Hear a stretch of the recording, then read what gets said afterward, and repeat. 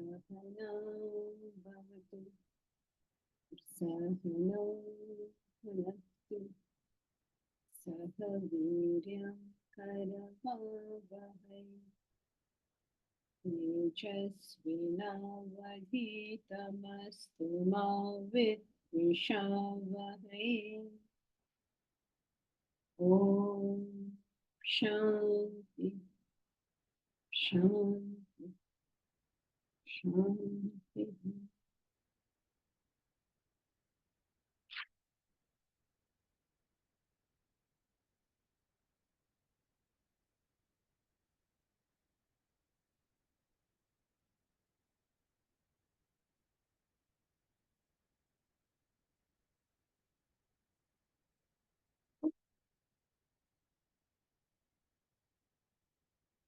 I noticed that most of the class is absent today.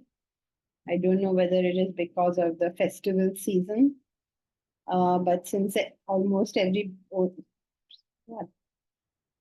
less than half the number, would you all like to do informal Q&A since most people aren't here? And now you all can all switch on your videos because there's hardly anyone here today. So would you like to do an informal Q&A today?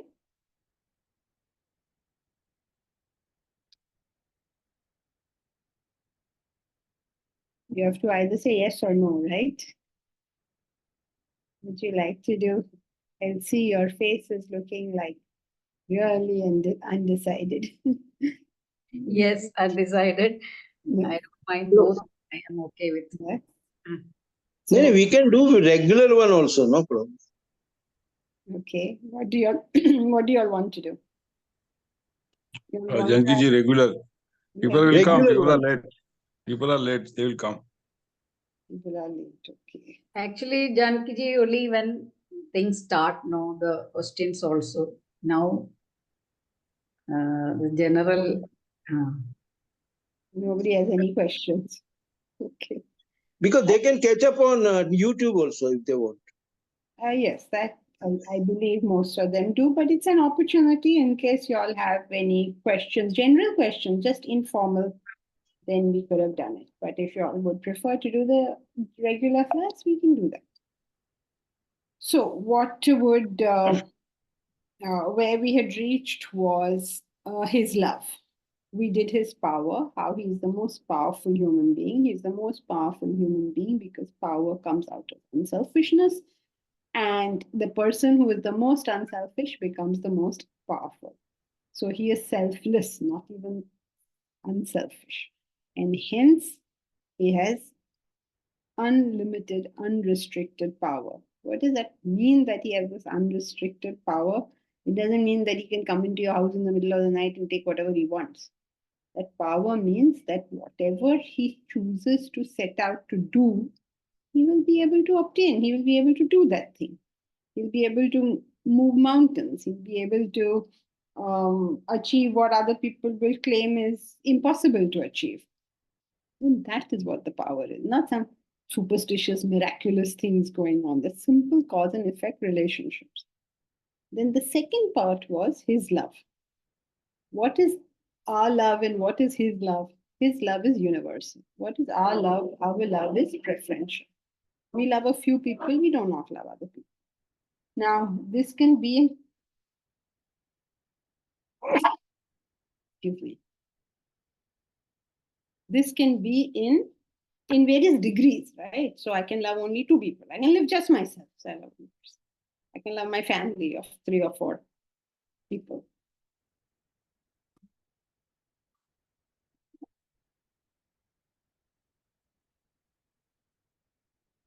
Okay, here.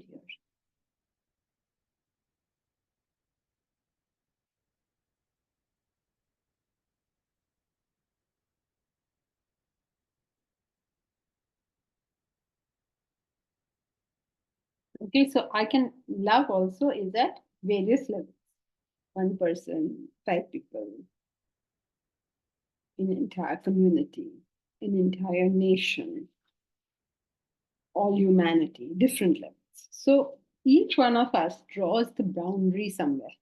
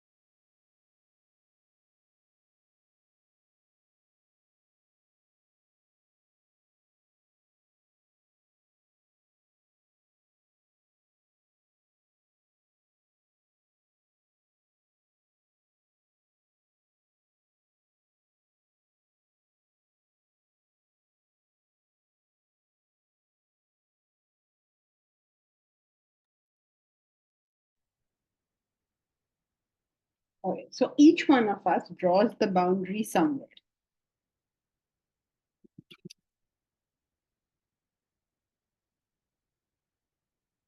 The person who draws the boundary nowhere, he has got what is known as love.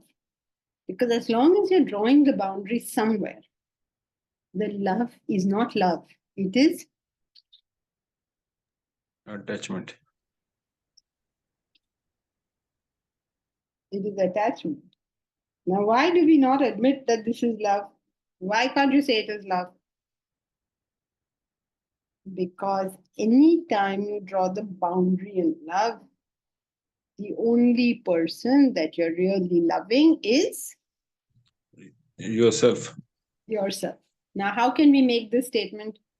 If I say I love my son, why does it mean I love myself? I'll do any sacrifice for that son, right? I'll give up everything for that son. And yet you're saying I love myself. Why is that?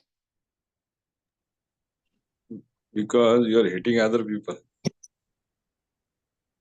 Okay, so maybe I'm hating other people, but why do I claim that that love for my son is only love for myself?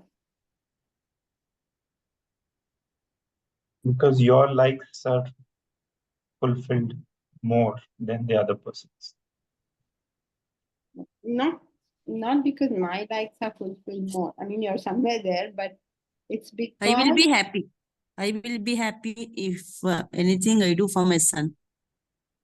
yeah, No, anything my you do for anyone, you will be happy. But why? Because you're happy doesn't make it bad, right? my desires are fulfilled. No, Like it may not even be so, right? Your son may not fulfill your desires. You will still love him.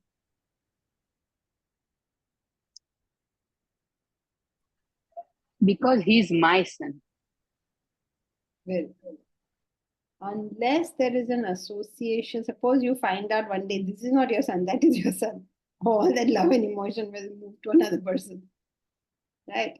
The feeling of mine is so much. So even if he doesn't do what you want, even if he's rude to you, even then the mother will continue to love that child. But no doubt it is purer than other love. But the point over here is we love only those people who cater to us, who are an avenue for I use them as an avenue for the fulfillment of my desires. Then how is it that I love people who do not fulfill my desires?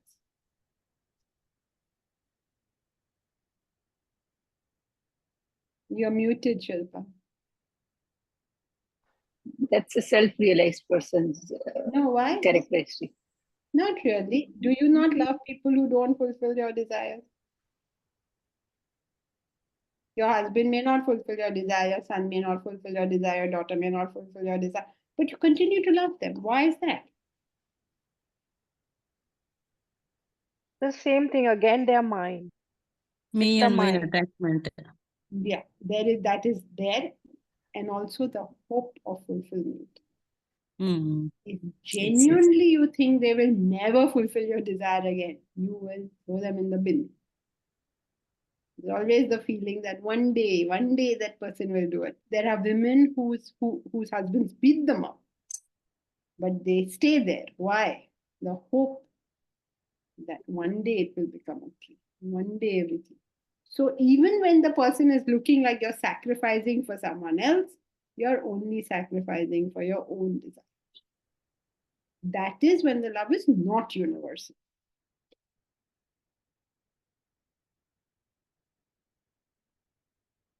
Okay, so I hope you're not confusing this thing.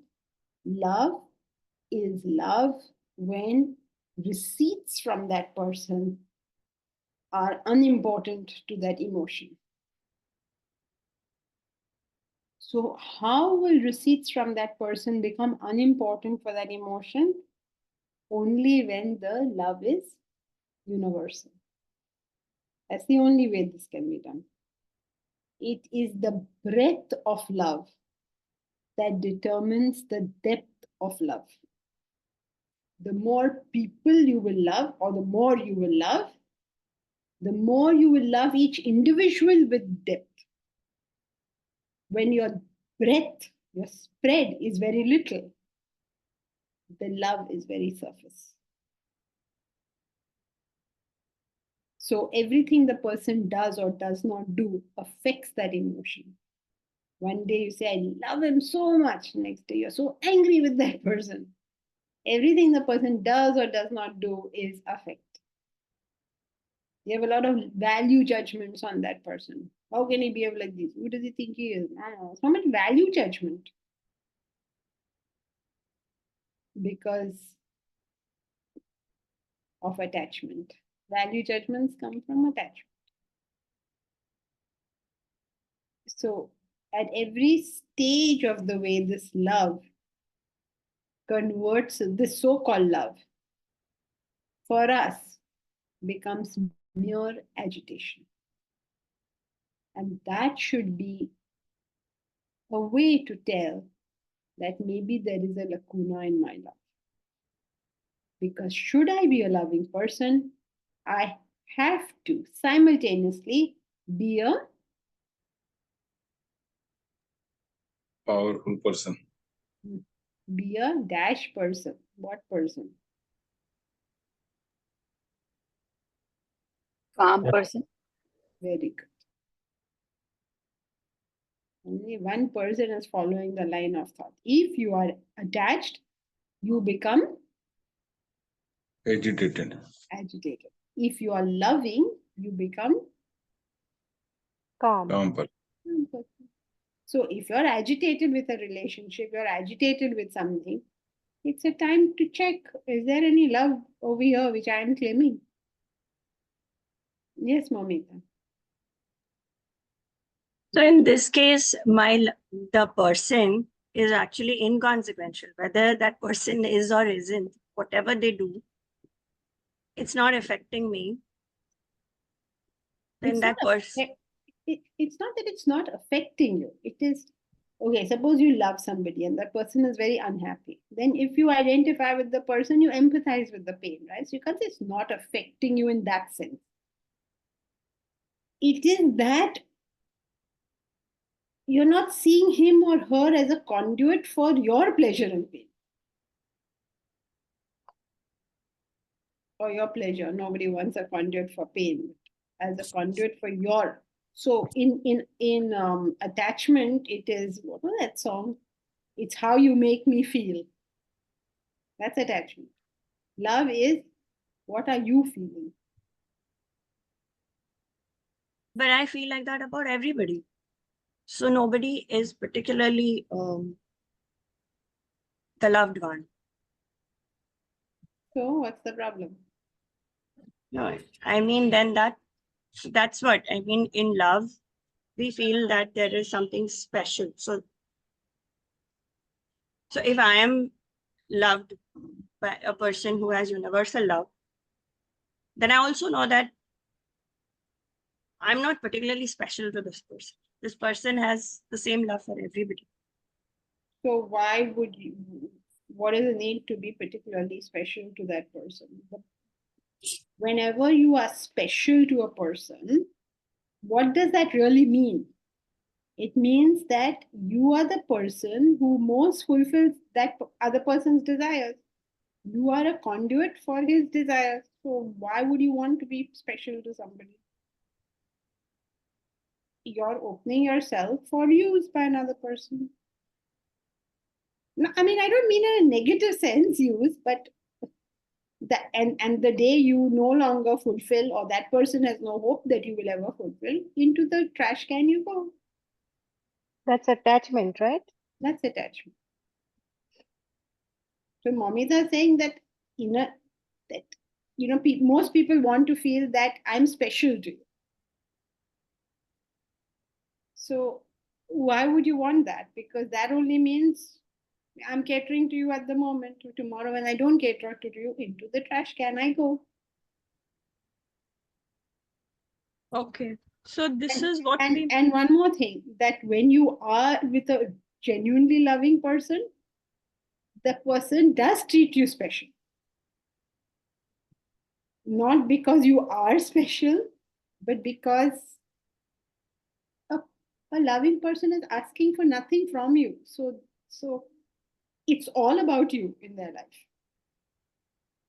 So now, more than that, what special does anyone want? right. No. But it's just that it's difficult for us to be this way. I mean, I think it just goes to show that I find it hard to not elevate someone over another person and then claim that to be the preferred person. Whereas it's hard for me to see that I am somehow catering to my desires. But yes, that's clear. Yeah, I mean, these are counterintuitive concepts, especially because you're bombarded all the time with this, oh, you make my life, what?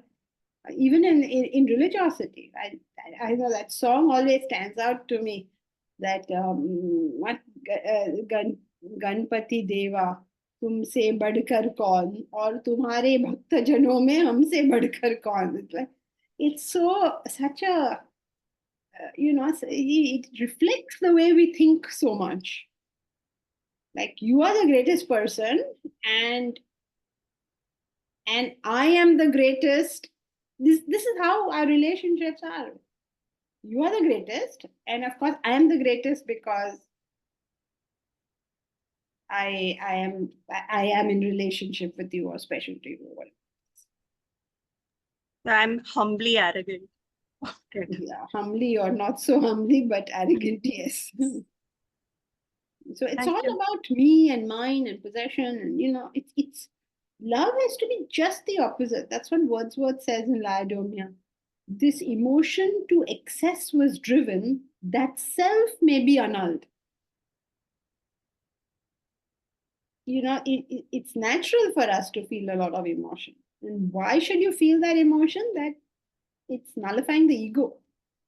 What we are doing is glorifying or exaggerating the ego. We're using it. Swamiji used to give this example, how we misuse everything. So he said that there are pipes, the pipes which take the sewage and everything out of our houses. So if it all gets flooded, those very pipes bring all that dirt back into the house. The sewer is flooded, and so obviously water can't go out. So the same pipe which was meant to take out the dirt brings the dirt into the house. And that's how we are living our lives. Instead of using all these things which we have been granted, as human beings, to get rid of our ego, rid of our nonsense, we use it to increase the nonsense. Thank you. Janki ji. Yeah. So, preferential love is always conditional. That means Yes. sometimes we claim that our love to our children is unconditional, but that's all not right. Yeah. What is the condition in that love? He will be loving me back, or he'll be catering to mine. Not necessary. The condition is that he is my son. Okay. That is the primary condition, no? So therefore conditional. It's based on that condition. Why am I loving this person? Because he is my son. So that's a condition. So preferential love is always conditional. Otherwise, if there is no condition, how can it be why would you prefer? Exactly. Okay. Yes, it is depressing, I know, Elsie, but it is the truth also. But also, this is not something for us to practice. Please remember that what are we discussing? Remember what is our point of discussion? Who are we discussing? What are we discussing? The state of a self-realized person. Correct. Very good. Please don't let go of what we are doing. You're doing currently the effect of spiritual sadhana. You're not doing spiritual sadhana, you're doing the effect. If you were to do your spiritual sadhana, this will be the effect. So don't fool around with the effect. Work on the sadhana. Only thing is, this draws our attention to how wrongly we understand everything. Viveka is the Sanskrit word for discrimination. Viveka is our capacity to tell two things apart. And unless we're able to tell them apart, there is nothing you can do till then. So, all of Vedanta study is supposed to develop your intellect. Means what? You're supposed to develop Viveka Shakti, which means your capacity to discriminate. If you're believing not love to be love, from there on, no matter what you do, has to be wrong. So the basis has to be correct understanding, and therefore correct discrimination. Then we can move forward. In ignorance now, what? Moving forward, moving backward, there's no such thing. Janki ji, while practicing spiritual sadhana, how to deal with indifferent children? We love them. we Be cannot indifferent. accept all their nonsense. You can't, depending on the age of the child. What is the age of the child we are discussing? Give me some data. What is the age of this child that we are discussing? 28, 29. Okay. So there's a saying in Marathi that when the child's footwear and the mother's footwear or father's footwear become the same size, the mother and child relationship, parent and child relationship ceases. Right? Then no problem at all. There's no problem Pure at all. love. Because at 28 or anything above 21, because that's by when we assume a person has become an adult, it's not that we have to accept what they do. It is that the question whether we accept or not is making no difference. You may accept or you may not accept. They are going to do what they're doing. Yeah. Right? He has to use his intellect. Or not. Remember, always or not. Yeah. He may not. No, my intellect will not work there. Okay. So it's his life, it's his choice, and it's his consequence. That has to be very clear. So you are not going to bail out the person when the consequence comes. Because we bail them out, they do that over and over again. Yes. No bailing out.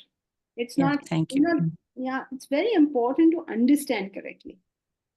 Because you leave a person to decide and do whatever they want. And that's what they want, that's what you do. Yeah. So they make some good choices, some bad choices. Right? Now, when they come back with the consequence of the bad choice, they cannot demand assistance. Most people say things like, oh, let him do what he wants. You do your duty. Right? But your duty now is to say yes or no based on what your intellect is telling you. Not moha maya ke jaal mein, abhi mera beta hai, abhi iska ye ho gaya, to mujhe karna padega. All this is not duty. Yeah. So this Thank you. Viveka Shakti is very important. Thank you. Thank you. Thank you so much. There's an important concept for all of us to understand that whether we accept people or we don't accept it, whether we accept their decision or we don't accept their decision, it makes no difference in their lives. Our acceptance is not for them, our acceptance is for us. If we don't accept, we will be agitated. It is that simple. But regardless of whether you accept or don't accept, they are going to behave their way.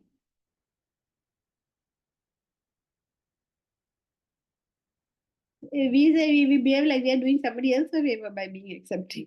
No, you don't accept, they will still do it. They make no difference in their life. It's like telling the wind, I accept that you are blowing hard today. You accept or you don't accept that wind is blowing in that manner. So, universal love means that there is no boundary to the affection. The moment you put a boundary, it implies that you have put a condition, therefore the love has become preferential. When you put a boundary, there is a reason you put the boundary. That reason is your condition. Whatever your condition. Some people say, I only like to be with sages and saints. I only like to be with people who have good values. Well, then that's why you're putting your boundary. You're not talking about being with or not being with. Where are you drawing the line that I will not tolerate this and I will not tolerate that? You are welcome to not tolerate. But do not believe that because you're not tolerating, other people are going to stop something. They will continue doing whatever they're doing. Janki just now, for the previous question, you said when they come back with their bad consequences, don't bail them out. Then what should be your stand at that time? I didn't say don't bail them out. Use your intellect to decide whether you wish to bail them out or not.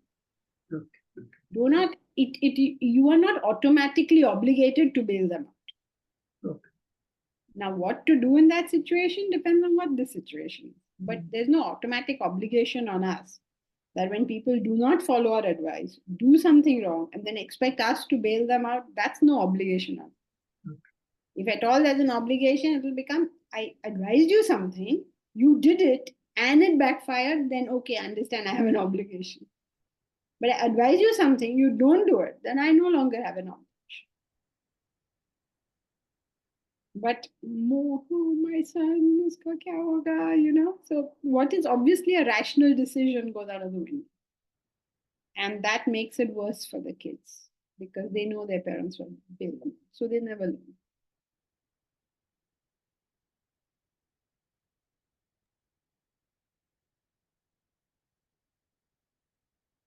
I mean, not that we have to go on teaching people lessons all the time. Please don't misunderstand this. We're not teaching anybody a lesson.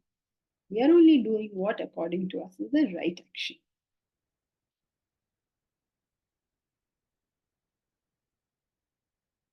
So, who will read the next paragraph?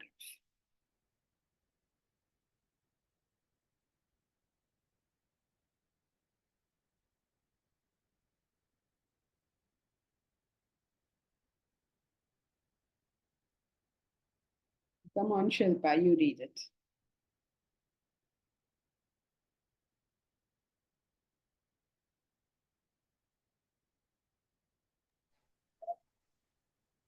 Far above all these cadres lies the divine love of self-realized soul. In him, there is no trace of selfishness. His identification, attention, interest is everywhere and nowhere in particular. His love has no boundary, no division, no demarcation, no limitation. It is love in its purest form with no qualification or modification. Where it says a self-realized person has a universal love. It is universal because he has no preference. He loves everybody and equally. No form of limitation, qualification, modification, nothing. No. Right. So, so you get the gradations. It's from just me to everybody and everything. Now, in this path, there are many grades. You have to assess for yourself where you are and what is the next challenge to be conquered. This is each one to assess for themselves. Now, when you try to conquer it, you don't conquer it by saying, oh, I don't love this person, I'm going to try to love this person. You don't fiddle around with that. You go back and keep doing your sadhana. Excuse me, keep doing sadhana. What is your sadhana? Karma yoga, bhakti yoga, jnana yoga. You keep doing that. And allow spiritual development to unfold on its own. Do not fake it. Do not try for it. Do not behave like you have it. Do not be disappointed that you do not have it. Just function on your karma yoga, bhakti yoga, jnana yoga. Be clear for yourself. What am I doing as my karma yoga? What am I doing as my bhakti yoga? And what am I doing as my jnana yoga? This should be clear to you. And do not look up from that for years on end, years on end. Now, if you have to focus so much on your sadhana, you will have to simplify things around you. Otherwise, you have to do sadhana, but you have to go and clean your cupboards. You have to do sadhana, but you have to go and look after something else. You won't have time because you have only 24 hours a day. So you organize life itself around it. Like, what are you doing? What are all the various factors of your life? There is wealth, there is relationship, there is health. There's all so many factors are there in life. What are you doing about those other factors? Should be clear to you. And why are you doing those things? Because you're simplifying so that you have time for your sadhana, to do your karma, to do your bhakti, and you have to do your name.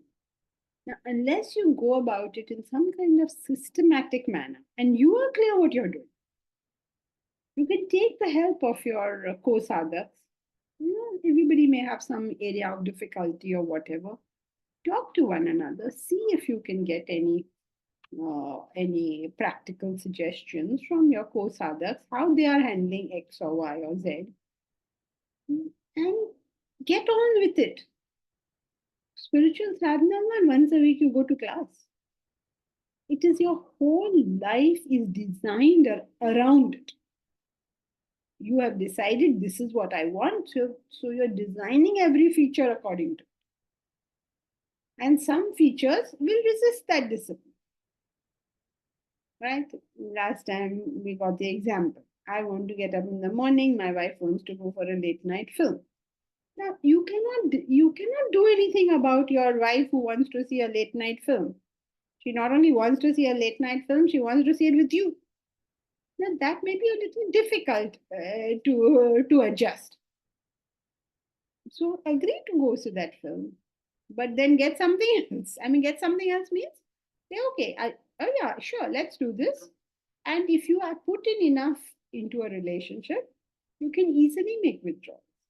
There are times where you can say, no, sorry, I won't do this, and the person won't hold it against you. So do structure the life towards the goal that you have set for yourself. If you have set a goal for yourself,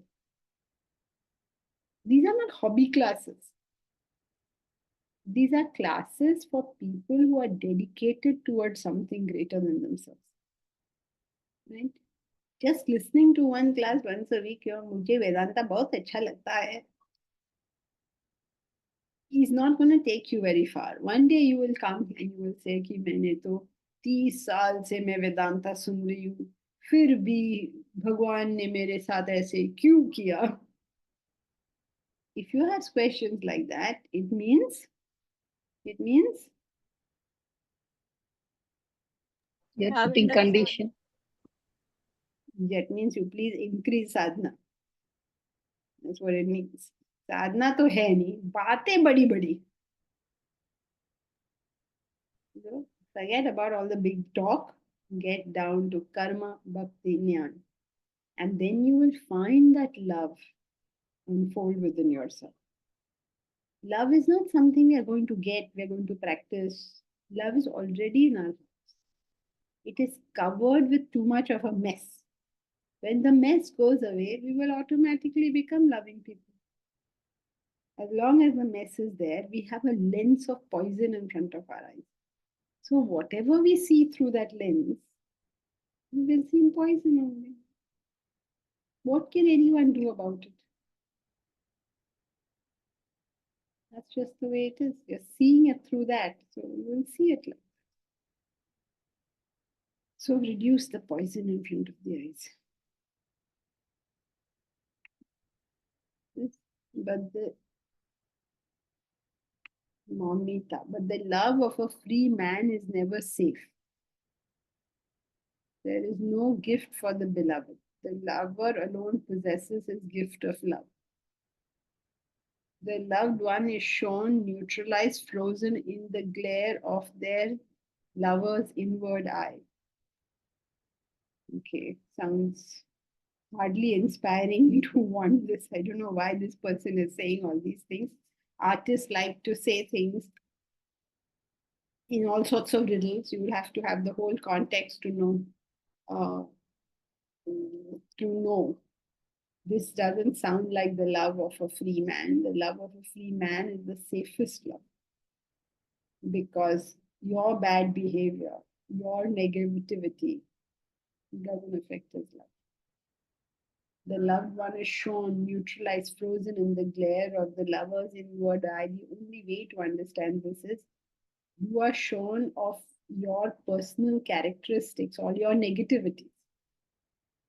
In his eye, those negativities are neutralized, because he's going to love you in spite of you, not because of you. So I don't know what is the context and how much Toni Morrison, whoever that is, understands it. But No, but I just thought of this lines because it is hard to understand the affections or the love of the universal lover, say of how Krishna. can we understand? Can a child understand what a Yeah. mother's love means? Can't be done. Yeah, so that's why we would judge Krishna and his 16,000 wives, because we have no way of understanding. So to us, it seems like it doesn't have anything to do with me only. I'm not special. That was related to my earlier question. That's why. Yeah, but if you are with Krishna, if you're physically in Krishna's presence, you will feel the most special. That is why now the story goes that every gopi felt that Krishna was hers. She never felt that she was sharing it. So similarly, the self is always with us. We are never sharing this. But so the spiritual path is about becoming Krishna. No, it's about becoming the self. How these equipments manifest will be based on those. It will become Krishna. You may become Krishna. You may become Rama. You may become Ramana Maharishi. You may become Ramakrishna Paramahamsa. All that is very different. When you are the pure self, without all these extraneous levels, how these equipments will behave will be based on how they are. So you don't become Krishna and Arjuna or anybody. You become Mamita. Yes, what I mean is Krishna is Ramana Maharshi, is Rama, is Parshuram. Difficult to say all that because they're completely different. I mean, Krishna and Ramana Maharishi, they are equal in the sense that they're both self-realized, but they're totally different in all other things because their equipments are different. Like, can you imagine Ramana Maharishi having so much to say? Like, Krishna is like naughty and, he's like running from here to there and doing this and that. And Ramana Maharishi is sitting in one place, barely moving, never opening his mouth.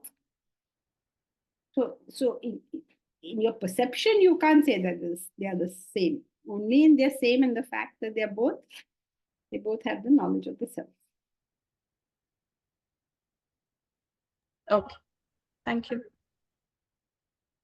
Love needs to be experienced, felt, no need to be analyzed with intellect. Yes, that's correct. We cannot analyze it with the intellect, but what we should understand is what is the cause of that feeling or that experience.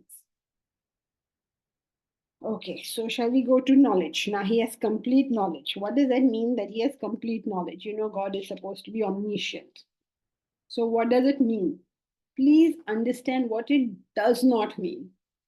If you claim, okay, if you understand God having complete knowledge to mean that he knows everything that happened in your life, everything that happened and everything that is going to happen and everything that is happening, if you understand it like this, you enter another philosophical problem, the problem being that if God knows whatever is going to happen in my life, the assumption always has to be that what is going to happen in my life is predetermined. Right? Because if he has to know now what I'm going to do day after tomorrow, then what I am going to do day after tomorrow is already determined. So you get into determinism, if you think like that. And that's the biggest problem with this concept that God is all knowing. Problem clear? Problems at least should be clear. Problem clear? That if God has to know what happened in my past, okay, that's easy. If he has to know what's happening now, okay, that's also a possibility. But if he has to know what is happening in my future, that means my future is predetermined. So that means that you will have no free will. That means that you might as well sit down and relax because whatever is going to happen and there is nothing you can do about it. So then you have to ask the question, why would I do sadhana at all? When I do sadhana, what is sadhana? Sadhana means I'm applying a tool. Why do I apply tools? To achieve some particular end. But whether I'm going to get it or not is predetermined. Then where is the question, am I doing any sadhana? Yes, Uttara. Janki ji, regarding this predetermined, uh, isn't death predetermined? Uttara, do not take off on a tangential thing. We are discussing knowledge now. Now, only thing is the misunderstanding of knowledge. Is death predetermined or not? I don't know. Is there anybody who knows the answer to this question?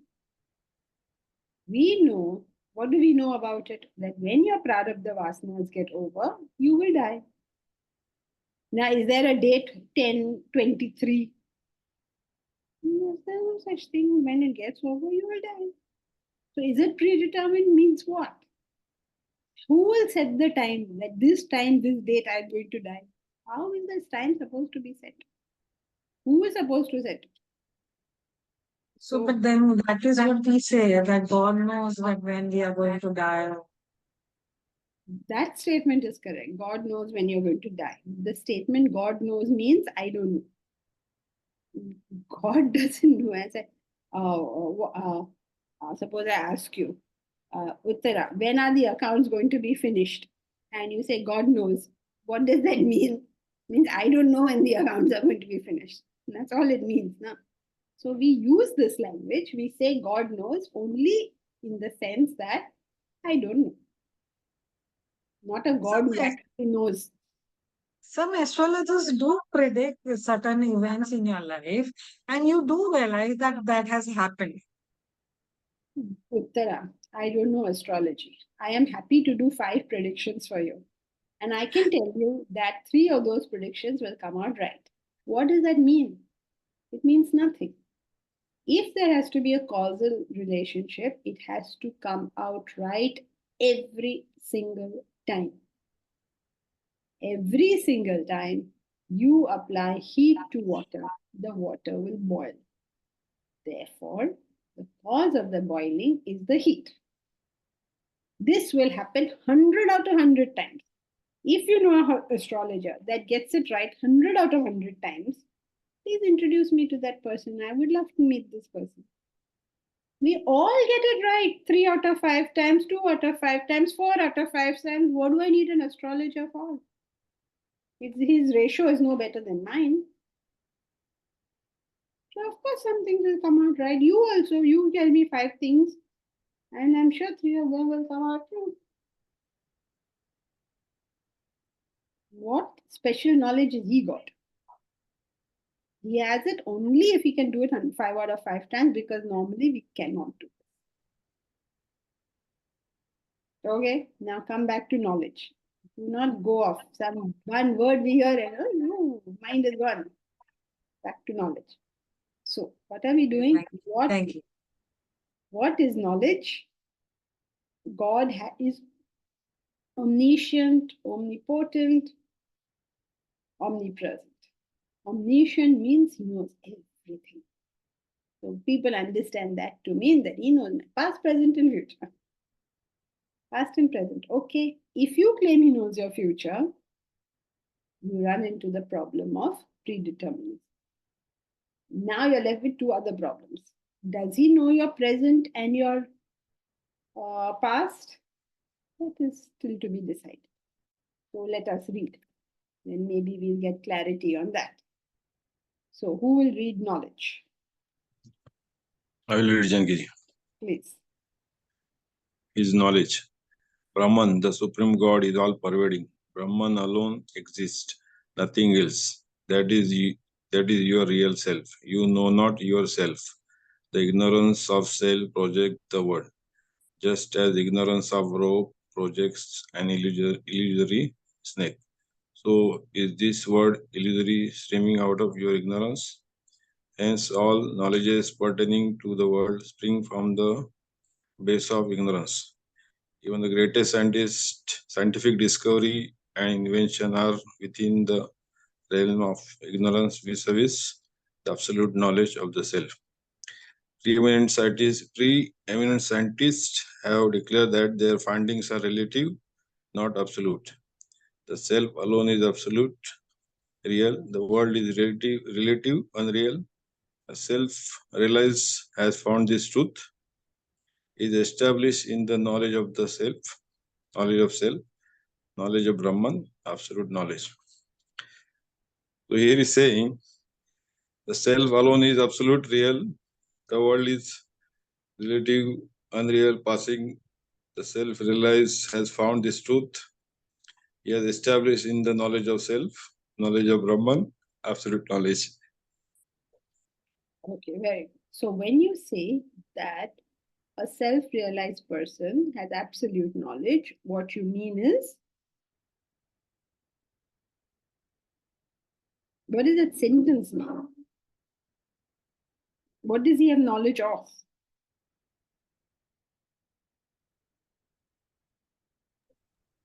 Brahman. Brahman. Right. So knowing everything means knowing the self. Right? Suppose there is a rope. You misunderstand that rope to be a snake. To know everything about that snake means to know what?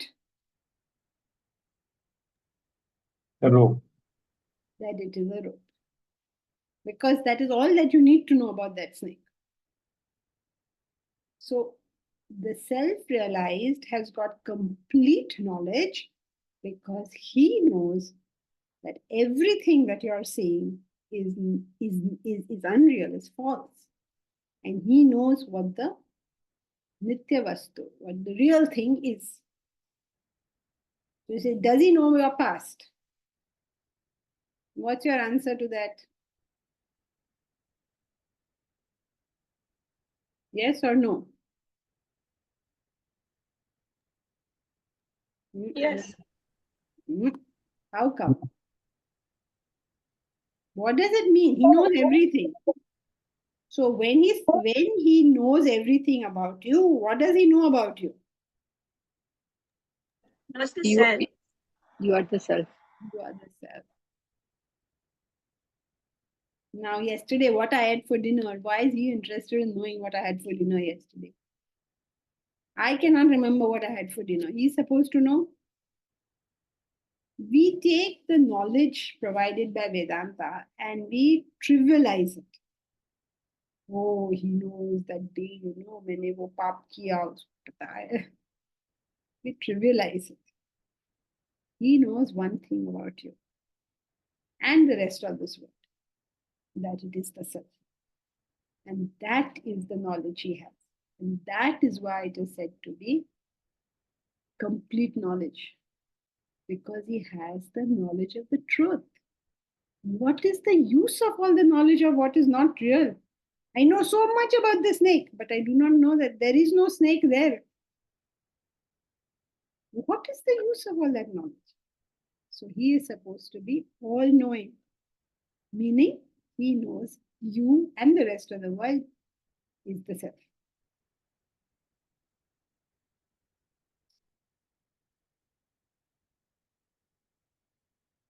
To which you think it's very boring.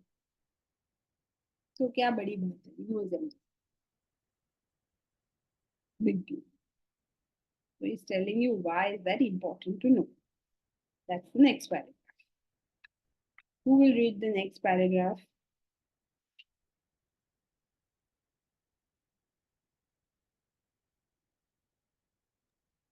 Read.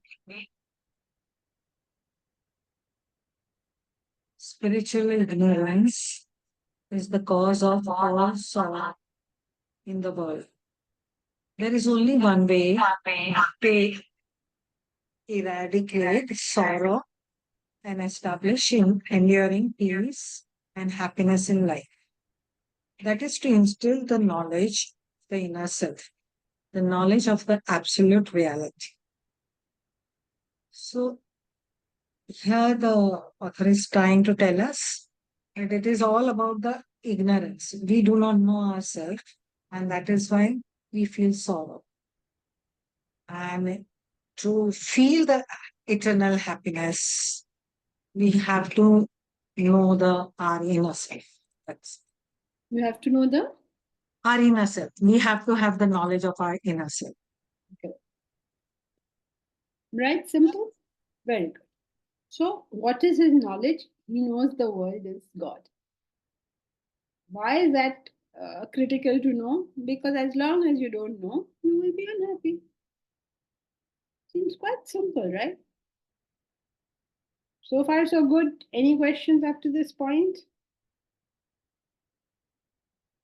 Okay. Now, you may have heard in the past sages and saints who have made predictions. Okay, you may know your grandfather went to a sage and he told him something, or you went to somebody and they told you something. And it was so correct and was so true. And so you feel, no, this can't be right because those people seem to know more about it. That's a fact. They do know more about us. But why do they know more about us? Sometimes more than we do. That is because they have something known as clarity of thought. When you are not blinded by desires, you see things for what they are.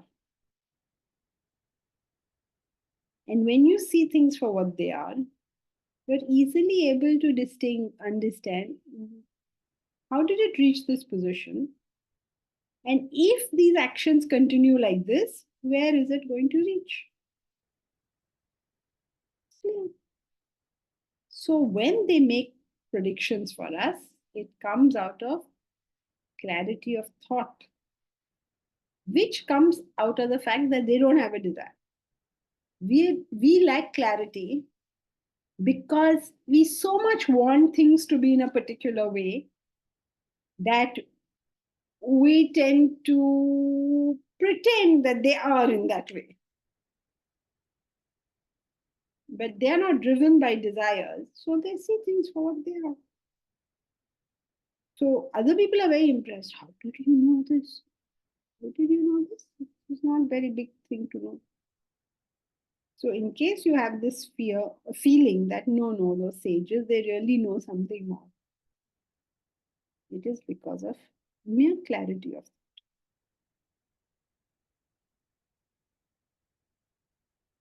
So what have we done so far? We've done how he is powerful. He's powerful because of his unlimited unselfishness, which is selflessness. We have done his love. His love is universal. Again, why? Because he's not asking you for anything. The only condition to my love is, what are you giving me? When I remove that condition, I love everybody. And the third one is his complete knowledge. Complete knowledge means he knows you are the self. He knows this world is the self. He knows that all the stuff that we are all giving importance to is nothing. Froth and foam. He knows this. Therefore, he has complete knowledge. It does not refer to knowing a person's past, present, and future. If you claim that he knows your future, we run into the problem of Predetermination. predetermination. That leaves us with, does he know your past and present? He knows that you're the self. Can he know your past and present? Yes. Because of Clarity. the simple clarity of thought. You know how they say, na, कि समझदार को इशारा ही काफी है. He looks at you, he understands कि क्या situation है यहाँ पे. It's like when you enter the room, when you go to meet him, you enter his room. He knows why you've come. Then your first few words will only establish that that is so. Thereafter, he doesn't need to even listen to anything, because you're now going to tell him for 1 hour something that he already knows. But that's just because he's a clear thinker. Right? So, unless you have a question, that's it for today. Does anyone have a question? I hope you are all aware that on the 29th of this month, we are having a session with Swami Sarva Priyananda. And we are going to be launching the next book of the Happiness Guarantee. Can you see it? The orange book there. We're going to be launching it, and 29th. So if you